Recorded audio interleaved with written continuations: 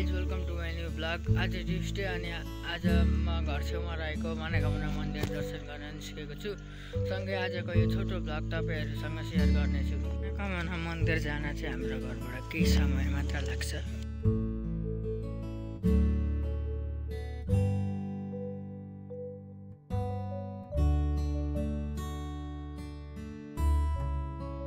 मन्दिर जाने बाटो यति शान्त छ कि बिहानै पोजिटिभ भाइब आउँछ।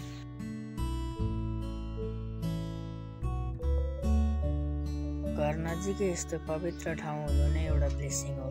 बिहानै मन्दिर दर्शन गर्न जानुको मजा नै बेग्लै हुन्छ।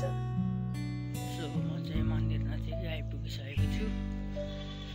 सो मन्दिरको गेट चाहिँ यहाँ अगाडि छ। सो म मन्दिरको गेट आइसकेको छु। म मन्दिरभित्र धेरै सुट त गर्दिनँ, तर वातावरण कस्तो पवित्र छ भन्ने देखाउने छु।